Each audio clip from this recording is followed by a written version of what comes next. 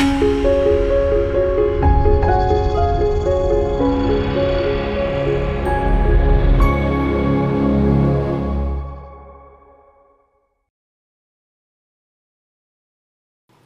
మాత్రం. నేను మీ journalist Navata. Welcome to R Voice. సనాతన ధర్మాన్ని ఆచరించేవారు హిందూ పురాణాల్లో రాక్షసరాజైన రావణుడి వ్యక్తిత్వాన్ని గురించి చెడుగా చెప్పుకుంటారు.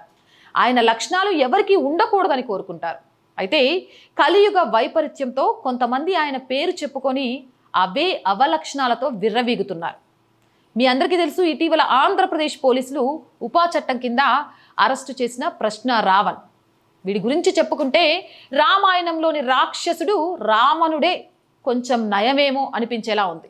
ఈ ఆధునిక రావణుడి వ్యవహార శైలి, అహంకారం, కామం, క్రూరత్వం, మూర్ఖత్వం ఇటువంటి రాక్షస ప్రవృత్తులతో దశకంఠుడైన రావణుడి లక్షణాలను మించిపోయి ఒక కంఠమే ఉన్న లోక కంటకుడిగా మారిన నేటి ప్రశ్న రావణుడు సమాజానికి చీడపురుగుగా తయారయ్యాడు.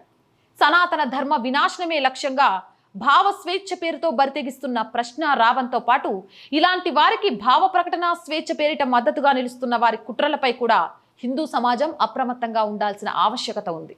ప్రశ్నించడం మా హక్కు అంటూ ప్రశ్న యూట్యూబ్ వేదికగా ఈ కలియుగ రావణుడు జర్నలిస్టు ముసుగులో అరాచకాలు చేస్తున్నాడు. ఆంధ్రప్రదేశ్ ముఖ్యమంత్రి చంద్రబాబు నాయుడు, ఉప ముఖ్యమంత్రి పవన్ కళ్యాణ్ని కించపరుస్తూ రావణ్ చేసిన తీవ్ర వ్యాఖ్యలపై పలు ఫిర్యాదులు రావడంతో ఏపీ పోలీసులు ఆయన్ని హైదరాబాద్లో అరెస్ట్ చేశారు. దీంతో తెలుగు రాష్ట్రాల్లో రాజకీయ దుమారం రేగింది. ప్రధానంగా పవన్ కళ్యాణ్ని దుర్భాషలాడుతూ చేసిన వ్యాఖ్యలు సంచలనం రేపాయి. దీంతో జనసేన పార్టీ నేతలు పోలీసులకు ఫిర్యాదు చేయడంతో పిఠాపురంలో నమోదైన కేసు ఆధారంగా రావణ్ని అరెస్ట్ చేశారు. రాజకీయాల నేపథ్యంలోనే రావణ్ని అరెస్టు చేసినట్లు పైకి కనిపిస్తున్నా దీనిపై లోతైన విశ్లేషణ చేస్తే భయంకరమైన విషయాలు వెలుగు చూస్తాయి. రాజ్యాంగం కల్పించిన వ్యక్తిగత స్వేచ్ఛను, భావ ప్రకటన హక్కును అడ్డం పెట్టుకొని రావణ్ సనాతన ధర్మాన్ని హేళన చేస్తూ వ్యాఖ్యానించడం, సోషల్ మీడియా వేదికగా దూషిస్తూ ప్రసారాలు చేయడం తరచూ జరుగుతోంది. పవన్ కళ్యాణ్ సనాతన ధర్మానికి అనుకూలంగా మాట్లాడటం ప్రారంభించినప్పటి నుంచి ఆయన హిందూ వ్యతిరేకులకు లక్ష్యంగా మారారు. ఏపీలో రాజకీయ ప్రయోజనాల కోసం ప్రతిపక్ష పార్టీ వైఎస్ఆర్సీపీ ప్రశ్నించే గొంతుకను అణచివేస్తున్నారంటూ రావణ్కు వత్తాసు పలుకుతోంది. రాజకీయ ప్రత్యర్థులుగా పార్టీలు లబ్ధి పొందేందుకు ప్రయత్నించవచ్చు. అయితే సనాతన ధర్మాన్ని ఆచరించే మెజారిటీ ప్రజల మనోభావాలను కూడా అర్థం చేసుకోవాల్సిన బాధ్యత రాజకీయ పార్టీలపై ఉంటుందనే వాస్తవాన్ని గ్రహించాలి. తమ రాజకీయ పబ్బం కోసం ఏమైనా మాట్లాడవచ్చు అనేలా వ్యవహరిస్తున్న రాజకీయ పార్టీలు, సంఘాలు ప్రశ్న రావణ్ వంటి అరాచక శక్తులతో దేశ సమగ్రత దెబ్బతినడమే కాకుండా వారు ప్రమాదకరంగా మారుతున్నారనే సత్యాన్ని గ్రహించాలి. ఆయన అసలు పేరు బచ్చలకురి జోసఫ్. అంటే అర్థమవుతుంది ఈయన క్రైస్తవ మతస్థుడని. అయితే తాను క్రిస్టియన్, దళితుడిని కాదని, ఒక సంస్కరణవాదినని, హేతువాదినని చెప్పుకునే ఈ బచ్చలకురి జోసఫ్ అలియాస్ ప్రశ్న రావణ్ వ్యూహాత్మకంగా సనాతన ధర్మాన్ని, హిందూ దేవతలను, పురాణాలను దూషిస్తూ జుగుప్సాకరంగా వ్యాఖ్యలు చేస్తుంటాడు. హిందూ ఆధ్యాత్మిక ప్రవచనాకర్తలను బూతులు తిడతాడు. హిందువులు రాక్షసుడిగా భావించే రావణుడి పేరు పెట్టుకొని తార్కికంగా సనాతన ధర్మాన్ని ప్రశ్నిస్తున్నట్లు గెటపిస్తూ ప్రశ్న రావణ్ పేరుతో హడావిడి చేస్తాడు. ఈయన హేతువాదే అయితే కేవలం సనాతన ధర్మాన్ని ఎందుకు లక్ష్యంగా చేసుకుంటున్నాడు? తాను ఏ మతానికి చెందిన వాడినని చెప్పుకోవడానికి ప్రయత్నిస్తున్న రావణ్ వాక్ స్వతంత్రం పేరుతో కేవలం హిందూ మతం గురించే మాట్లాడతాడు. హిందువులను, హిందూ దేవతలను, పురాణాలను హేళన చేసినా, దూషించినా ఎవరూ స్పందించరనే ధైర్యంతో ఒంటెత్తు పోకడలతో కారు కూతలు కూస్తున్నాడు.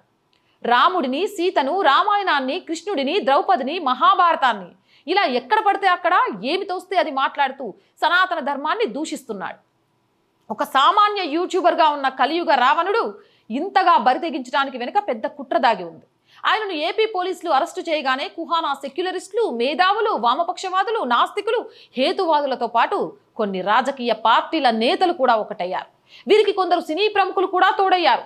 ప్రశ్నించే గొంతుకను అణిచేస్తారా అని అంటూ ప్రశ్నిస్తున్నారు. కేవలం సనాతన ధర్మాన్ని లక్ష్యంగా చేసుకుని దూషిస్తూ మెజారిటీ ప్రజల మనోభావాలను కించపరచడం లౌకికవాదం ఎలా అవుతుందో ఈ ప్రశ్నించే గొంతుకలకే తెలియాలి. ఉపా చట్టం కింద రావణ్ని అరెస్టు చేయగానే కొద్ది మంది సినీ ప్రముఖులు మాట్లాడిన ఆడియో రికార్డులు ప్రజల మధ్య మరింత విద్వేషాలను రెచ్చగొట్టేలా ఉన్నాయి. సమాజాన్ని ఉద్ధరించే మనిషిలా రావణ్ని చిత్రీకరిస్తూ ఈ సంస్కరణవాదులు ఆయన చేసిన అరాచకాలను ఎందుకు ప్రశ్నించడం లేదు? సనాతన ధర్మానికి వ్యతిరేకంగా జరుగుతున్న కుట్ర వెనుక ఈ అభినవ రావణ్ ఒక్కడే లేడు. దీని వెనుక రాజకీయం ఉంది. అత్యున్నత న్యాయస్థానమైన సుప్రీంకోర్టు మతం మారిన వారికి రిజర్వేషన్లు వర్తించవు అని ఇచ్చిన చారిత్రాత్మక తీర్పుతో విభేదించేవారు అక్కస్సుతో వ్యూహాత్మకంగా మత విద్వేషాలను రెచ్చగొట్టాలని చూస్తున్నారు. హేతువాదులుగా ప్రకటించుకునే కొందరితో సభలు ఏర్పాటు చేయించి హిందూ సాంప్రదాయాలను కించపరుస్తున్నారు. ఆంధ్రప్రదేశ్ పోలీసులు రావణ్ని అరెస్టు చేసిన కేసు కూడా ఇలాంటి సందర్భమే. ఏలూరులో దళిత క్రైస్తవ సమర శంకారావం పేరిట నిర్వహించిన ఒక సభలో రావణ్ రాజకీయ నేతలను దూషించాడని, రెచ్చగొట్టేలా మాట్లాడాలని పోలీసులు అరెస్ట్ చేశారు. అయితే ఆయన అలాంటి వ్యాఖ్యలు చేయడం ఇదే మొదటిసారి కాదు. గతంలో 4 సార్లు అరెస్ట్ అయ్యాడు. గతంలో పలుమార్లు సోషల్ మీడియాలో ఇంతకంటే జుగుప్సాకరంగా సనాతన ధర్మాన్ని హేళన చేశారు. అప్పుడు ప్రభుత్వాలు, పోలీసులు కూడా స్పందించలేదు. ఆలస్యమైన రాజకీయ నేతలను దూషించాడని రావణ్ని అరెస్టు చేయడంతో ఆయన బాగోతాలు ఒక్కొక్కటిగా బయటపడ్డాయి. అతను గతంలో చేసిన వ్యాఖ్యలపై కూడా విచారణ జరిపి శిక్షించాలి. సెక్యులర్ దేశంలో క్రిస్టియన్లను, ముస్లింలను దూషించిన వారిపై కేసులు పెట్టరు, కానీ హిందువులకు వ్యతిరేకంగా మాట్లాడితే మాత్రం కేసులు పెడతారనే కొత్త వాదనని ఇప్పుడు తెరపైకి తెస్తున్నారు. ఒక మతానికి వ్యతిరేకంగా మాట్లాడాడని గతంలో బీజేపీ నేత నుపుర్ శర్మని, తెలంగాణ ఎమ్మెల్యే రాజాసింగ్ని అరెస్ట్ చేసిన ఈ మేధావులు తెలియనట్టు నటించారు. ఎవరు ఏ మతాన్ని కించపరుస్తూ వ్యాఖ్యానించినా శిక్షించాల్సిందే. వారు ఏ రాజకీయ పార్టీకి చెందినా, ఎంతటి ప్రముఖులైనా వదిలిపెట్టకూడదని ప్రజలు కోరుకుంటున్నారు. తెలంగాణ నాట రావణ్ ఉదాంతం చోటు చేసుకున్న సమయంలోనే కలకత్తా హైకోర్టు గొప్ప తీర్పిచ్చింది. రామకృష్ణ మిషన్ కళాశాలలో తమల్ దాస్ గుప్తా అనే వ్యక్తి నియామకానికి సంబంధించి కోర్టు తీర్పు మేధావులకు చెంపపెట్టు. తమల్ దాస్ గుప్తా గతంలో సామాజిక మాధ్యమాలలో రామకృష్ణ మిషన్ కి, ఆ సంస్థ సాధువులకు వ్యతిరేకంగా తీవ్ర వ్యాఖ్యలు చేశారు. ఆయన రామకృష్ణ కళాశాలలో ఉద్యోగ నియామకానికి అర్హత సాధించారు. తమ సంస్థ పట్ల వ్యతిరేక భావాలున్న ఆయనకు ఉద్యోగం ఇవ్వడానికి రామకృష్ణ మిషన్ అంగీకరించలేదు. దీంతో సదరు వ్యక్తి కోర్టులో కేసు వేశాడు.